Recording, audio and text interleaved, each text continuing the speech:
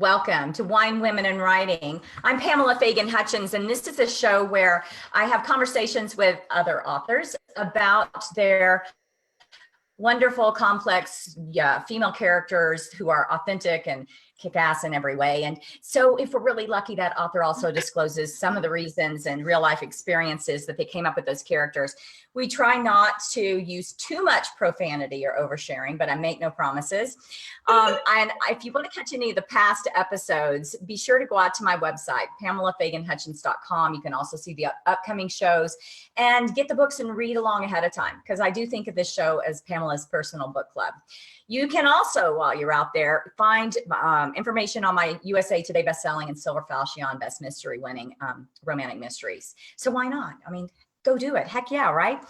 And today's a special show, not just because we have a guest who I really, really enjoy, but also because behind me, you see seated the winners of my Reader Appreciation Contest, who, by virtue of entering and writing poetry about my books, limericks and all kinds of stuff, got to come spend a week at our Wyoming Lodge with us. So you'll get to hear from some of them. They've read Denise's book and we're all ready to ask her questions today.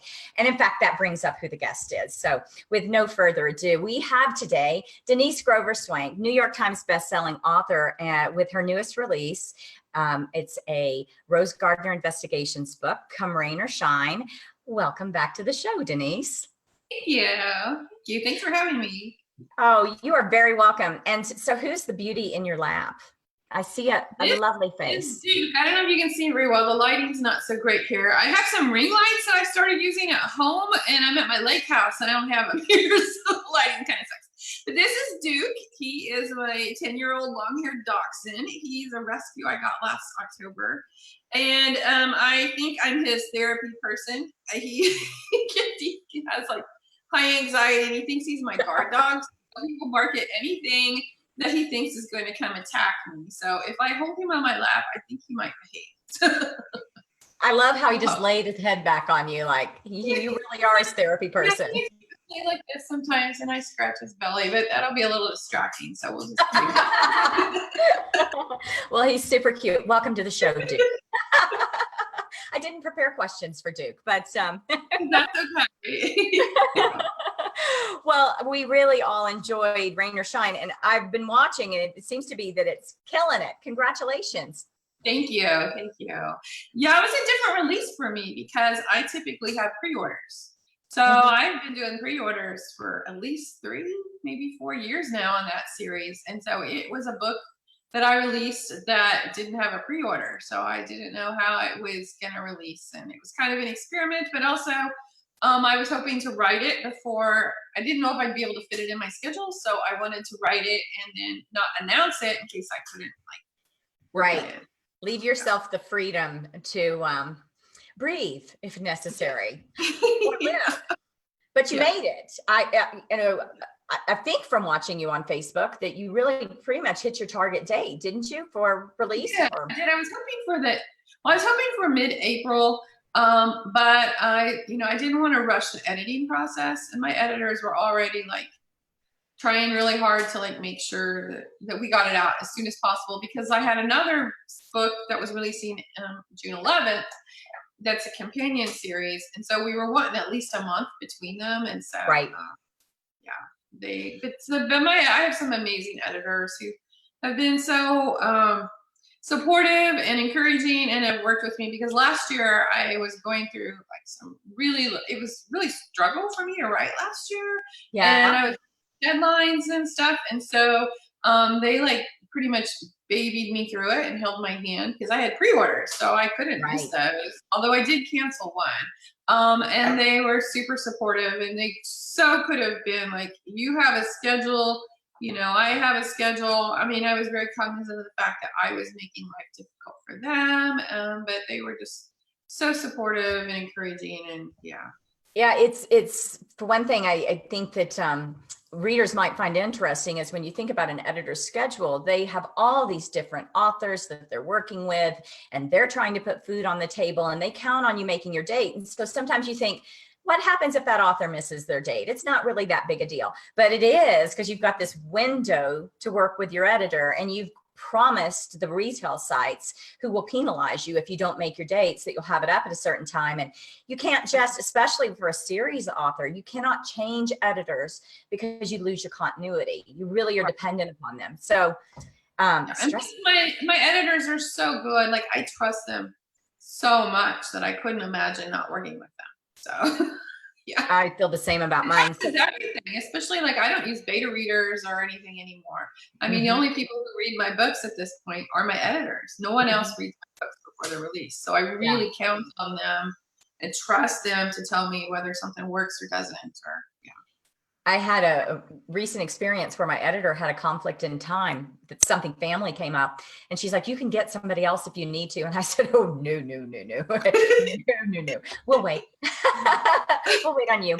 So now, okay. So for the listeners that have not read Come Rain or Shine, or might not be familiar with Rose, can you give us a little history, a little background, and take us to Come Rain or Shine? Okay, well, Rose Gardner is now 2 series. The first is Rose Gardner Mystery Series, and the first book released back in 2011, and there are 9 books in that series. And readers just kind of wanted to wrap it up. Like, I usually have a mystery. It's a mystery series, kind of romance mystery. So there's a mystery in each book, but towards the later part of that series, every mystery has, and there's like continuing storyline, like secondary storyline that often played into the mysteries.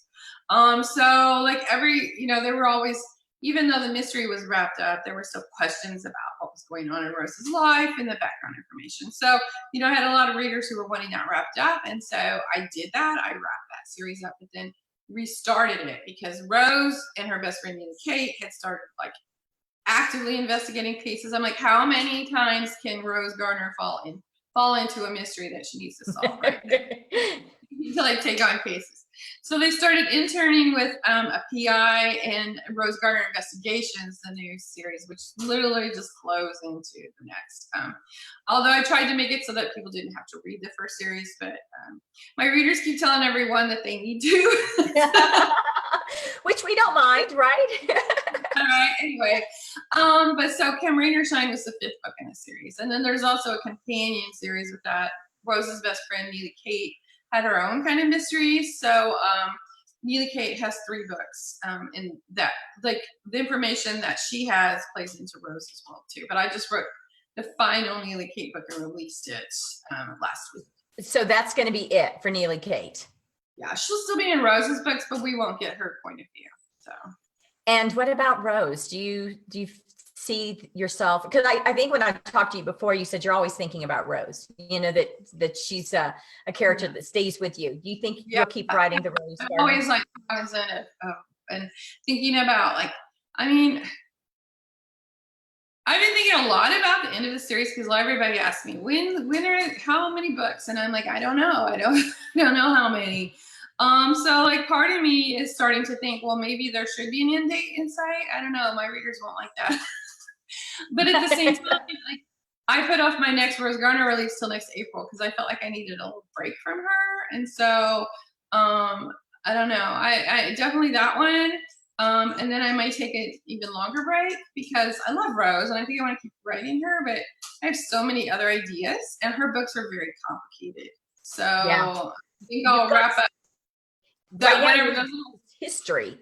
Every single one is convoluted by everything that's come before. It would get, because if you take the 9 books in the first series and the 5 books, that's 14 books plus Neely Kate's books. That's 17 books of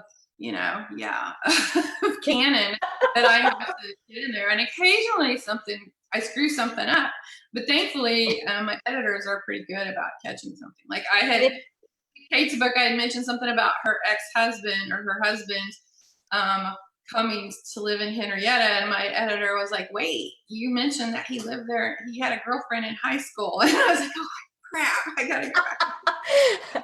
Yeah, and if the editors don't catch it, the readers seem to know the series inside and out, and they'll catch it later on. And that was like in book 5, I think book 5 of the first series, and I'm like, I'm glad you remember that because I don't. So when I was reading the book, one thing I was thinking that really struck me about Rose in this book is she is in all kinds of transition. Rose there's a lot of rain going on in her come rain or shine life, but a ton of transition. So what was your feeling going into this? What story were you trying to tell about Rose with come rain or shine? There were two major decisions that I made for this book. I knew that her sister has been sick, so I knew we were going to see a resolution to that in this book, and that was part of the reason I decided for the title "Come Rain or Shine," because Rose is notorious for being an optimist. She's a half glass full kind of person, and so I knew it was going to be, it was going to be hard for her to go through that. But I also had been playing with the idea and teasing an idea of a major life change for her in the last two books. And even though I teased at it, I still hadn't decided whether I was going to commit to it or not. And then I did. I decided to commit to it. And so what I decided can often be seen as the kiss of death for a series. And so I sought some advice from Shannon Mayer. She's an urban fantasy author, but she's a very close friend. And so I think I'm going to do this. And she was totally on board. She goes, I think you should do it. And then I told my editor as I was writing, I'm like, okay, I've decided to do this. I've really thought a lot about it. I've actually lost sleep over it. And she was like, I think you can make it work. And then once I made that decision, it just all came. And so then at that point, strangely enough, I had the idea of, well, I'm probably going to piss off some people for doing this. I'm going to divide, there's going to be a dividing line in the scene. Some people are going to like it. Some people are really going to hate it. I may lose some readers for it. But then once I had that mindset, then it was really very free. And I could write the book I wanted to write. I didn't have to worry about reader expectations. I could just write the story I wanted to write. And it was unbelievably received. I sent a newsletter out and told my readers, I'm scared to release this book. Because then there was another major thing that happened that I knew was going to upset people. And I was like, and I even told my daughter, I told him in the newsletter, and I told my daughter, it was a true story. I said, I think I've changed my mind. It's too late. Well, and we cannot tell people. You already wrote it. I said, I'll rewrite it. She goes, no, you're not. We cannot tell you, dear listeners, what this thing is, because it is a huge spoiler, but it was a big step change. It was a big step change. Huge. I'm so glad you did it. And it's so interesting because I have discussion groups for my books after they release, because I realized that especially very early in the Rose Gardner series, I usually leave the book with a hook, and people misunderstand the difference between a hook and a cliffhanger. So cliffhangers, and I've done those before. A cliffhanger is when, if the major thing of a story is the mystery. So if I left the mystery unsolved and to be continued, that'd be a cliffhanger. But a hook is a little personal thing, a character finding out his girlfriend that he broke up with was pregnant. Oh, by the way, I'm pregnant. So, but he's a secondary character, and that's a hook. Yeah. So, anyway, I started those discussion groups way back in the Rose Gardner mystery series. And I usually typically get anywhere from 300 to 700 members in those discussion groups. Yeah. This book had 1,700. It's about 1,700 members. The very thing that made you nervous to release it, and the whole telling people that you were, it's very intriguing. It's super fun for everybody. And it was much better received than I expected. I mean, there were people that were upset.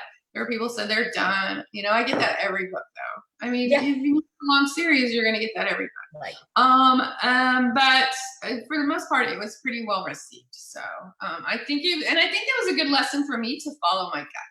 To stop listening to the outside voices of what I think my readers want, and then just follow my gut, what I think works best for the story. Which is what you started with, right? And was so successful with in the beginning. So it's a wonderful place to come back to. Not that you haven't been doing great all along, but what a wonderful thing to rediscover at this stage, that your gut your instincts are still on. Yeah. They are your friend. So she's having a tough time in this book. And I've got to say that, the quintessential question that I have is, who's the good guys and who's the bad guys in your book? I tell you what your books remind me of. And this is a big compliment for me, Denise, because I love Justified, the show Justified. Yes. If you didn't watch it, Timothy Oliphant, who, my God, so beautiful in all of them. But in the series, which was, I think, FX, and you can still, I think, catch it all over the place, Prime, all kinds of different places. You never know. The bad guys are super bad, but they're super good. And you've got all of this really, who's the good guy, who's the bad guy, and yet a tiny little town, and pretty much everyone is the bad guy. Yeah. And that's what I get the feel of sometimes when I'm reading your books. It's like, this is a little Justified here. Yeah, I like to play with that, especially with that series. I like to, because Rose started off with, what's right and wrong. And then as she goes through life, and I think as most of us who actually mature and realize there's a world outside our backyard, that line starts to blur. I mean, not in the fact that we're going to like condone bad things, but we realize that everything's not so black and white. There's a whole lot of gray. And so I love to play with gray in that series. There's a lot of gray. And so like there's a character, Mason, he was Rose's boyfriend for a while. He used to be the assistant DA. And when they were together, his goal was to clean up the corruption in the county. And she was totally 100% behind it. And so were the readers. Like Rose was in the good guy camp and there was the bad guy side, and everyone was all for cleaning that up. But then as she started to dip her feet into the bad guy world and became friends with these people, and then they eventually broke up with her boyfriend. Now Mason is back.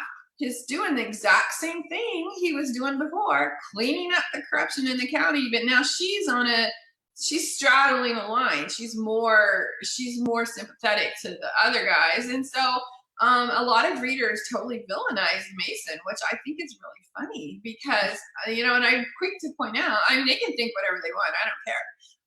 And I love that. I love that they like see the other side. But I'm like, he's still doing the exact same thing he was doing before. Right. He makes a mistake. I will freely admit that he's like upset with Rose, and he pretty much knows that she's up to stuff she shouldn't be.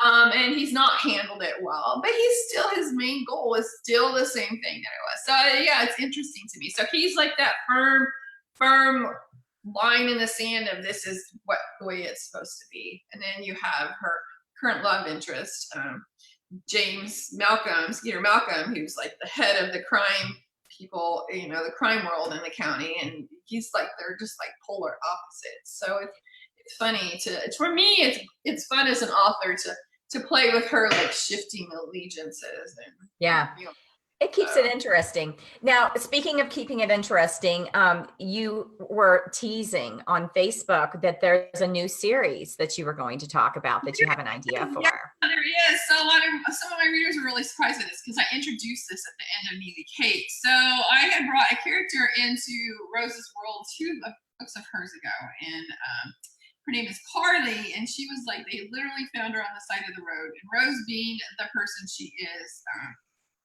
her car broke down, she didn't have any money, so Rose, of course, like invites her to stay at her house and gives her a job and stuff. And so, and Carly in the last in Come Rain or Shine plays a very significant part in that and helping take care of Rose's sister.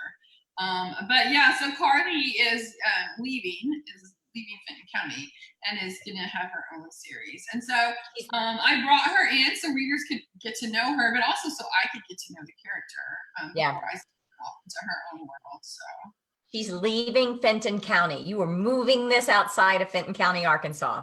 Yeah. Tennessee, Drum, Tennessee. I made that up. So. Awesome. Well, I'm going to move out of the chair and let a couple of other people come grill you for a second. So, all right. I'm scared. Hi, Denise. I'm Kirsten Marquette. Hi. And I'm really excited to be here and be able to talk with you. It's a great honor. And I have some actually interesting questions. So Pamela and I were talking about authors and how they like to listen to music. And I was wondering, So what type you listen to, and I want you to go in really in depth here. So do you split it up between different scenes? If it's a scene of intensity or, winding up, what do you like to listen to? And take me into your world as to why this appeals to you in that specific scene. Okay, I am very much a music person. It very much affects me. So if I'm writing like urban fantasy, I'll listen to something with a lot of like drive or kind of atmosphere to it. One of my favorite things to albums to listen to while I'm writing urban fantasy, and I'm writing one right now, a paranormal romance. So right now I have queued up, literally right now, Penny Dreadful soundtrack, the show Penny Dreadful, the first season. I love it. It's very atmospheric, kind of creepy, and so it really plays into that. So sometimes it depends. Like if it's a romance, I listen to light and fluffy kind of stuff because I write a lot of genres. Or like when I was writing my very first series, Chosen, I would listen to like songs with a strong beat to it, like when I was writing, because I was writing car chase scenes, which is hilarious because I do not race cars. Like I was Googling and looking at YouTube videos. Anyway, I listened to those on repeat because it had like a drive and it kind of kept my adrenaline up so that I could keep going. So it depends on the book, depends on the series, depends. Yeah, I do listen for scenes, but and I'm very eclectic. Like I listen to soundtracks, I listen to Maroon 5, I listen to Stone Garden. Like it's like super eclectic depending on what I'm writing. So yeah. And it's weird because like I will post these songs sometimes for readers and I can tell that not all of them like it's like they don't get it. And I think part of it is because I'm in my own head and like they can read a scene so much faster than I can write it. So it might take them like 3 minutes to read a scene that took me a half hour, 45 minutes to write, listening to that song on repeat, right? Because I do that. Exactly. Yeah. Okay, is that it? Did that answer your question? Yeah, it did. It absolutely did. And I was wondering, okay, so how much of your real life do you put into these stories? Bits and pieces, surprisingly, little bits and pieces here and there that you would, the biggest example I give of that is Rose Gardner's second book. She's called for jury duty. And so she's in voir dire when they're questioning people, she's told that her mother had just been recently murdered. And so typically juries, if someone's been a victim or affected by a violent crime and the case is a violent crime, they'll like excuse them because they can be unduly affected by that. And so the judge wants her to recuse herself and she won't do it. And so does the defending attorney. And so the defense attorney. And so she finally she just won't do it. And they finally just say, fine, just excuse her. You have some exclusion. Well, that actually happened to me. Like I was for jury duty and it was a medical malpractice case. And my husband was an attorney. So they wanted me to excuse myself because they said I couldn't be impartial. I said, that's not true. I said, I firmly believe there are instances where there should be medical malpractice cases and cases where the doctor was negligent. And so the attorney and I are like arguing back and forth, and then the judge jumps in and he's like, can you see why he was almost word for word what's in that book. And I was like, yes, I can, but you're telling me that if you ask me to do this, I'm lying and I'm committing perjury. So finally I caved, but like for days after I was like, I recused myself. But for days after I was so upset that I didn't stand my ground because I truly believed I could be impartial. So yeah. But you got him back because it's in a book. Yeah. So there's all kinds of little things that end up in books, but that's like one of the biggest things that has happened. So yeah. Great. Thanks for sharing. I'm going to let Vicki. I believe Vicki had questions, so I will get out of the way. And thanks so much. Yeah. Have fun this week. Oh yes. Thank you.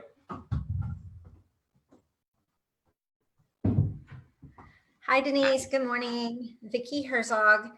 So I was wondering, just knowing that a lot of times y'all, I know from Pamela that there's a lot of real life experiences and stuff like that in y'all's book. So I was wondering with Rose's character and her visions, was that just something you came up with, or was there any person that you based that off of that you knew, or? No, actually, so the first book I wrote that I started to query, because I wrote books back before self-publishing was a thing, was Chosen, which is a paranormal series or urban fantasy. And so the little boy in that book had visions, and whatever he saw came true. They couldn't change it. It was like hard, fast roll.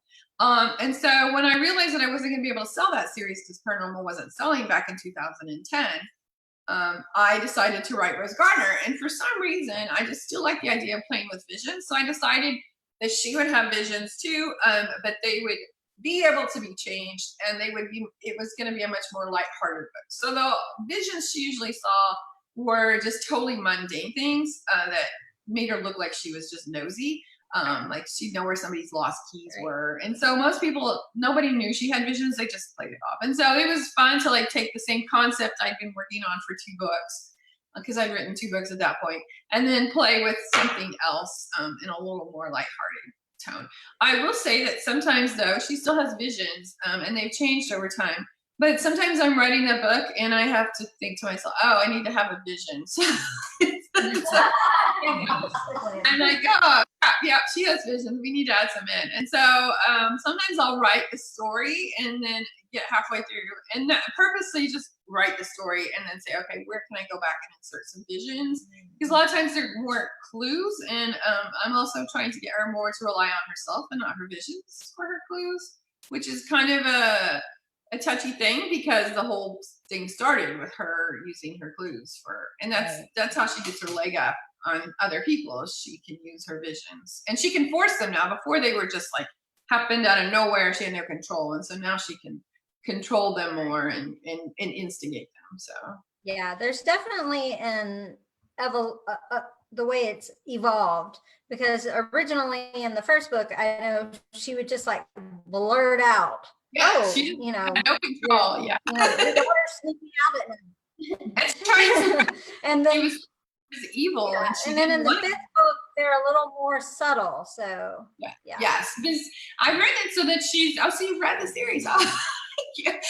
So as she gets along and she becomes more in control of it starts to like smooth out. And I think she's like figured that out, that when she tries to ignore it and she doesn't purposely use it, they start to blurt out, and she has less control over than when she purposely uses it. So for her, she just needs to find the balance of, because she also, when she first started practicing using it, she was like using it on her friends, and with their encouragement, but she would see things that she didn't necessarily want to see, or they didn't want her to see as well. So yeah, it's a fine line for her to know when to use them and how to use them, and be respectful of other people's privacy, because she's privy to a lot of things that people might not necessarily want to know. So yeah. Great. Thank you. Thank you. I'm back. Yeah. So, as I was talking with you earlier about Rose being a woman in transition in this book, you were just touching on how she's using her visions differently. She really does seem to be becoming the kind of strong woman. The growing up is, this maturing in her is really occurring. And that was really coming out and come rain or shine. I mean, some things are happening that are forcing her, but she's also, everybody has a rock bottom, right? Where, like, especially a character, sometimes their character will hit rock bottom in one book, if it's one book, or if it's trilogy or whatever. But I feel like Rose has hit her rock bottom of bad things that have happened to her. right. And so I feel like we've hit the bottom, especially in Neely Kate's book, and now all there is for her to grow and to become this amazing woman that she's destined to be. Like in her next book, she's gonna be a woman in charge. So yeah. Rose in charge. Okay, so unfortunately, at some point we have to wrap this up, but before we do, if you were to cast the Rose Gardner series, do you have someone you would cast for your lead characters? I get asked this all the time. I'm terrible at this. I don't see actors or actresses I am typically too, when so that's why I'm asking you. But I will say that I would not be upset if Chris Helmsworth was Mason. I kind of picture him as Mason. That works. That works. Yeah, that's pretty much all I have in my head. Rose is the hardest. I've never found anyone that I thought captured her the way she is in my head. I'm just going to throw it out there that you pretty much just cast the hot guy, you know, that you, you know, that's it. I love Mason. I still love Mason. I don't think, you know, for Rose, they're not meant to be together right now, but yeah. Readers like, my Mason fans are like, yes, Mason. Yeah. Yeah, pretty much all the women are like, I've watched that show. We haven't discussed plot. We haven't discussed the female characters. Just this show stars Chris Helmsworth. So there you go. Yeah, I like it. Oh, what's his character name? Rose. Rose something. Well, it has been a delight. You and Duke are the best. Duke, was this? Oh, yeah, he's been good. He has a yeah. He did great. He did great. And your lake internet held up and it was a lot of fun. I did. No, my internet at home is sometimes kind of iffy. So yay. We rocked the internet today. So Denise, thanks for being on. For everybody out there, thanks for listening, and be sure and pick up. I recommend starting at the beginning and getting to know Rose so that you can progress through the series. But if nothing else, catch up with us and read Come Rain or Shine.